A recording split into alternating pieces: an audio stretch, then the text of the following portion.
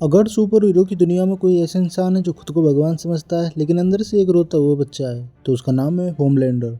एक ऐसा आदमी जो पूरी दुनिया को घुटनों पर ला सकता है लेकिन एक कैमरे के सामने अपनी इमेज खराब होने से डर जाता है। एक ऐसा इंसान जो टैंक तोड़ सकता है, जेट फाड़ सकता है, शहर जला सकता है, लेकिन जब कोई उसे पसंद नहीं करता तो उसकी हालत उस बच्चे जैसी हो जाती है जिसका इंस्टाग्राम पोस्ट लाइक नहीं हुआ हो। और आज हम बात करेंगे उसी नकली भगवान की, उस आदमी की जिसने पूरी दुनिया को डराया लेकिन अपनी ही मानसिक हालत से कभी नहीं जीत पाया। तो बैठ जाओ क्योंकि आज होमलैंडर का ऐसा पोस्टमार्टम होने वाला है, बूट की पीआर टीम भी उसे नहीं बचा पाएगी। होमलैंडर को देख के पहली नजर में लगता है कि ये असली सुपरमैन है। लाल लीला सूट, कैप, उड़ने की ताकत, लेजर आंखें, सुपर स्ट्रेंथ और चेहरे पर वो नकली मुस्कान जो इतनी फेक है कि उसे देखकर टूथपेस्ट के विज्ञापन वाले मॉडल भी शर्मिंदा हो जाए। लेकिन जैसे जैसे दी वॉइस आगे बढ़ती है हमें पता चलता है कि आदमी सुपरमैन कम और मेंटली अनस्टेबल इन्फ्लुएंसर ज्यादा है। फर्क सिर्फ इतना है कि बाकी इन्फ्लुएंसर वीडियो डिलीट कर देते हैं, ये पूरा इंसान डिलीट कर देता है। होमलैंडर की सबसे बड़ी ताकत उसकी लेजर आंखें नहीं, उसकी सबसे बड़ी ताकत है लोगों को बेवकूफ़ बनाना। क्योंकि अगर दुनिया को उसके असली चेहरे का पता पहले दिन चल जाता तो सेवन की जगह वो सीधे पागल खाने में भर्ती होता। और थोड़ा उसके बचपन की बात करते हैं क्योंकि हर विलेन की कहानी में एक दुखद अतीत जरूर होता है,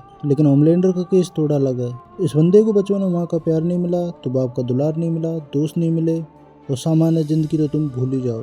एक ऐसा आदमी तैयार हुआ जो पूरी दुनिया से प्यार मांगता रहा। भाई की पूरी पर्सनैलिटी का सार यही है, प्लीज मुझे प्यार करो। अगर सोशल मीडिया होमलैंडर के समय में होता तो हर 5 मिनट बाद ट्वीट करते, do you guys love me, और अगर लाइक कम आते तो अगली सुबह पूरा शहर गायब मिलता। होमलैंडर खुद को इंसान नहीं मानता, वो खुद को भगवान मानता। लेकिन असली भगवान और होमलैंडर में फर्क सिर्फ इतना है, भगवान को लोगों की तारीफ की जरूरत नहीं होती लेकिन होमलैंडर को होती है, बहुत ज्यादा होती है। इतनी ज्यादा होती है कि अगर किसी ने उसे गलत नजर से देख लिया तो उसके दिमाग में तुरंत मर्डर एक्सरे चालू हो जाता है। यह आदमी दुनिया जीतना नहीं चाहता, यह आदमी वैलिडेशन चाहता है। और यही वजह है कि वो इतना ताकतवर दिखता है, उतना ही अंदर से कमजोर है। क्योंकि जिस इंसान की खुशी दूसरों की तालियों पर टिकी हो वो कभी भगवान नहीं बन सकता। अब एक मजेदार बात, होमलैंडर दुनिया की सबसे ताकतवर लोगों में से एक है, लेकिन स्टारलाइट जैसी लड़की ने उसकी नींद उड़ा दी। सोचो जरा, एक आदमी जो मिसाइल पकड़ सकता है वो पीआर डिजास्टर से डर रहा है। मतलब अगर सुपरमैन प्रेस कॉन्फ्रेंस से डरने लगे तो समझ लो मामला गंभीर है। होमलैंडर का पूरा करियर यही है, मैं सबसे ताकतवर हूँ, लेकिन साथ में प्लीज मुझे कैंसिल मत करना। अब बात करते हैं उस टीम की जिसे दुनिया सुपर हीरो की सबसे महान टीम समझती है, दी सेवन। नाम सुनकर लगता है जैसे पृथ्वी के 7 सबसे महान रक्षक हों, लेकिन सच्चाई ये है कि सेवन एक सुपर हीरो टीम कम और एक टॉक्सिक कॉर्पोरेट ऑफिस ज्यादा है, और उसका एचआर हेड होमलैंडर। फर्क सिर्फ इतना है कि किसी ऑफिस में बॉस पसंद ना आए तो नौकरी छोड़ सकते हो, यहाँ बॉस पसंद ना आए तो जिंदा नहीं बचते। होमलैंडर को टीम नहीं चाहिए, उसे फॉलोअर्स चाहिए। उसे ऐसे लोग चाहिए जो हर बात पर बोले, जी सर आप सही हैं सर, आप सबसे महान है सर। और जिस दिन कोई उसके सामने अपनी राय रखने की कोशिश करता है उस दिन उसकी जिंदगी की वारंटी खत्म हो जाती है। अब आते हैं दी सेवन के 7वें करेक्टर पर, द डीप। वैसे डीप खुद भी कम नमूना नहीं है, लेकिन होमलैंडर ने उसके साथ जो किया है उससे साफ दिखता है कि उसे अपने आसपास सिर्फ कमजोर लोग चाहिए। डीप हर बार कोशिश करता है कि होमलैंडर उसे नोटिस कर ले, जैसे कोई बच्चा स्कूल में टीचर का फेवरेट बनने की कोशिश करता है, लेकिन होमलैंडर उसे उतनी ही रेस्पेक्ट देता है जितनी लोग व्हाट्सएप ग्रुप में गुड मॉर्निंग भेजने वाले अंकल को देते हैं। डीप पूरी सीरीज में यही बात साबित करने की कोशिश करता रहा है कि वो यूजफुल है, और होमलैंडर हर बार साबित करता रहा है, नहीं भाई तू नहीं है, तुमसे ना हो पाएगा। अब ए ट्रेन की बात करते हैं। ए ट्रेन तेज दौड़ सकता है, बहुत तेज है, लेकिन होमलैंडर के सामने उसका करियर उससे भी तेज भाग गया। क्योंकि होमलैंडर को कॉम्पिटिटर्स पसंद नहीं है, उसे ऐसे लोग पसंद हैं जो उसके पीछे खड़े हो। उसे ऐसे लोग पसंद हैं जो उसके पीछे खड़े होकर ताले बजाएं। जो लोग खुद चमकने लगते हैं वो उसे खतरा लगने लगते हैं। सोचो कितना अजीब है, दुनिया का सबसे ताकतवर आदमी अपने साथियों से इनसिक्योर रहता है। मतलब भाई तुम प्लेन उठा सकते हो, मिसाइल रोक सकते हो, शहर उड़ा सकते हो, लेकिन किसी और की पॉपुलैरिटी नहीं झेल सकते। ये तो वही बात हुई कि शेर जंगल का राजा हो और खरगोश इंस्टाग्राम फॉलोअर्स देखकर जलने लगे। अगर सेवन में कोई सबसे समझदार था तो वो मीव थी।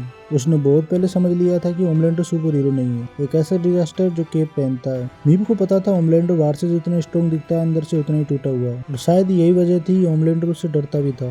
क्योंकि झूठा भगवान सबसे ज्यादा उस इंसान से डरता है जो उसकी सच्चाई जानता हो। अब होमलैंडर की सबसे फेमस पावर लेजर आइज, लेकिन समस्या ये है कि उसके आसपास लेजर तो है, कंट्रोल नहीं। ज्यादातर सुपर हीरोज अपनी ताकत को कंट्रोल करना सीखते हैं, होमलैंडर वो अपनी फीलिंग्स भी कंट्रोल नहीं कर पाता। अगर गुस्सा आया तो लेजर, अगर कोई बहस करे तो लेजर, मूड खराब हो तो लेजर, अगर किसी ने गलत समय पर गलत बात कर दी तो लेजर। भाई की पूरी प्रॉब्लम सॉल्विंग टेक्निक यही है, सिर्फ लेजर। अगर ये आदमी हमारे इंडिया में होता तो ट्रैफिक जाम में हर दूसरे दिन आधा शहर साफ कर देता। अब एक सवाल, दुनिया का सबसे ताकतवर आदमी है कौन? होमलैंडर। और दुनिया का सबसे डरा हुआ ऑर्गेनाइजेशन कौन? दी वोट। क्योंकि वोट को पता है उन्होंने क्योंकि वोट को पता उन्होंने कोई हीरो नहीं बनाया, उन्होंने न्यूक्लियर बॉम्ब बनाया। फर्क सिर्फ इतना है कि न्यूक्लियर बॉम्ब के पास इमोशंस नहीं होते, होमलैंडर के पास हैं। और यही सबसे खतरनाक चीज़ है, क्योंकि जब ताकत के साथ ईगो जुड़ जाए तो समस्या बनती है, लेकिन जब ताकत के साथ ईगो, एंगर, नार्सिसम और चाइल्डहुड ट्रॉमा जुड़ जाए तो उसका नाम होमलैंडर बनता है। लोग सोचते हैं कि उसकी सबसे बड़ी कमजोरी सोल्जर बॉय है, या फिर रियान, या फिर बूचर। ये सब गलत है। उसकी सबसे बड़ी कमजोरी है सच्चाई। वो दुनिया को जीत सकता है, लेकिन अपने बारे में सच्चाई नहीं सुन सकता, क्योंकि उसे पता है अगर लोग उसे असली रूप में देख लें तो वो हीरो नहीं रहेगा, वो मॉन्स्टर बन जाएगा।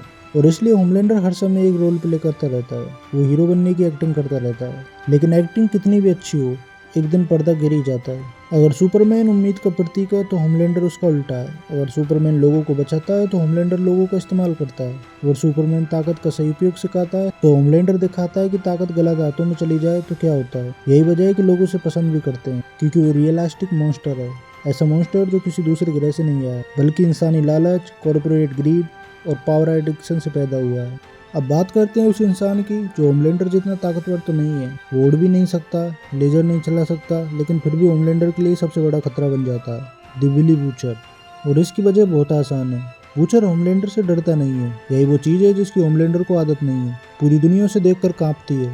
लोग उसकी तारीफ करते हैं, उसके सामने झुकते हैं, लेकिन बूचर, वो तो पहली मुलाकात से उसके चेहरे पर लिख देता है, तू भगवान नहीं है, तू बस एक बिगड़ा हुआ प्रोडक्ट। सोचो, दुनिया का सबसे ताकतवर आदमी और उसका सबसे बड़ा दुश्मन एक ऐसा आदमी है जिसके पास सिर्फ नफरत और गालियां हैं। ये वैसा ही है जैसे टैंक और हथौड़े की लड़ाई हो और टैंक हथौड़े से डरने लगे। तुमने एक बात नोटिस की होगी, होमलैंडर जल्दी गुस्सा हो जाता है, बहुत जल्दी, इतना जल्दी कि इंस्टेंट नूडल्स बनने में भी ज्यादा समय लगता है। लेकिन सवाल ये है, आखिर क्यों?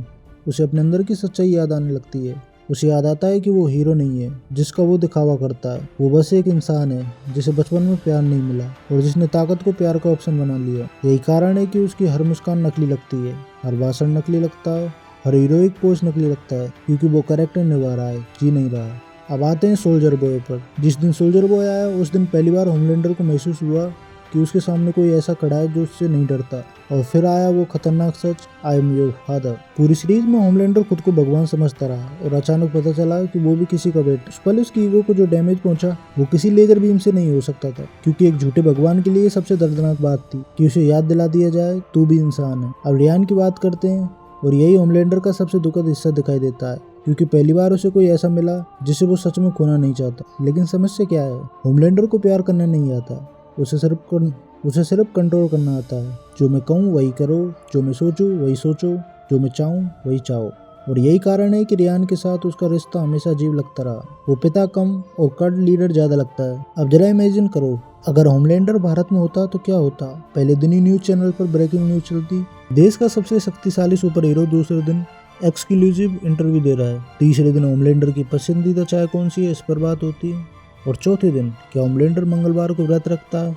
और पांचवें दिन पूरा देश दो हिस्सों में बढ़ जाता, एक तरफ फैंस, दूसरी तरफ हेटर्स। और होमलैंडर दोनों को देखकर खुश होता, क्योंकि उसे अटेंशन चाहिए, पॉजिटिव हो या नेगेटिव, बस अटेंशन मिलना चाहिए। अगर होमलैंडर के पास इंस्टाग्राम होता तो शायद दुनिया बच नहीं पाती, क्योंकि भाई हर 10 मिनट में कमेंट चेक करता। अगर लोगों ने लिखा ग्रेट हीरो तो मूड अच्छा है, और किसी ने फ्रॉड तो पूरा शहर खतरे में। इतना इनसिक्योर आदमी मैंने कभी नहीं देखा। अगर वो सुपर हीरो हो तो वो सुपर हीरो कम, कमेंट सेक्शन मॉडरेटर ज्यादा लगता है। अब मजाक छोड़कर एक बात, होमलैंडर की असली ट्रेजेडी उसकी ताकत नहीं है, उसकी ट्रेजेडी है वो कभी सामान्य इंसान नहीं बन पाया। उसे कभी परिवार नहीं मिला, दोस्त नहीं मिले, सच्चे रिश्ते नहीं मिले, और इसी वजह से उसकी पूरी जिंदगी वैलिडेशन के पीछे भागते हुए निकल गई। दुनिया से भगवान समझती रही और वो अंदर से अकेला बच्चा बना रहा। यही वजह है कि उसका कैरेक्टर इतना दिलचस्प है, क्योंकि वो सिर्फ विलन नहीं है, वो एक वार्निंग है। ये दिखाने वाली वार्निंग की जब ताकत कैरेक्टर से बड़ी हो जाए तो इंसान क्या बन सकता है। तो आखिर में होमलैंडर को एक लाइन में कैसे डिस्क्राइब करेंगे। वो आदमी दुनिया जीत सकता है लेकिन खुद पर जीत नहीं पा रहा।